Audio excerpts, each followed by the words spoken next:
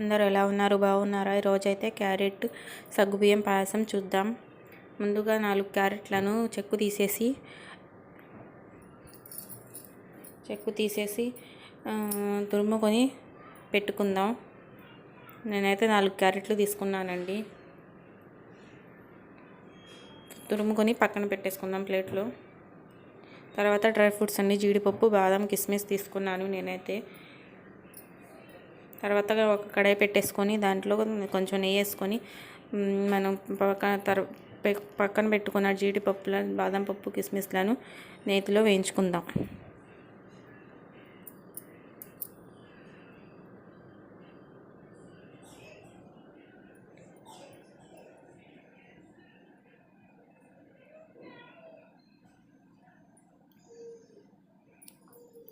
నేనైతే నెయ్యి కొంచెం సరిపోలేదని కొంచెం వేసానండి.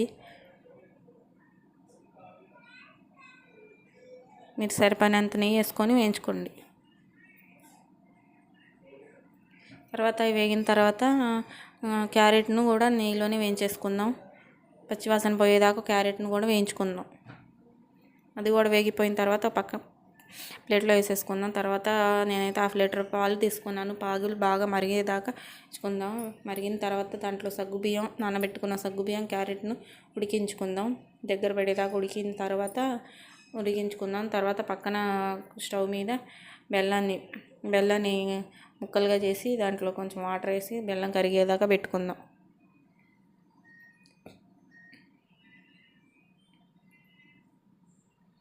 బెల్లం కరిగిన తర్వాత మనం పక్కన పెట్టేసుకున్న ఉడికిన సగ్గుబియ్యం, క్యారెట్ పాయసంలో కరిగిన బెల్లాన్ని చల్లారిన తర్వాత దాంట్లో కలిపేసుకుందాం. వేడిగా ఉన్నప్పుడు వేస్తే పాలు విరిగిపోతాయండి. చల్లారిన తర్వాత కలుపుకోవాలి. తర్వాత కలుపుకున్న తర్వాత డ్రై ఫ్రూట్స్ని, యాలుక్కాయలని కూడా మనం వేసేసుకొని కలిపేసుకుందాం. అంతేనండి, చాలా సింపుల్ అయిన క్యారెట్ సగ్గుబియ్యం పాయసం రెడీ. Please subscribe.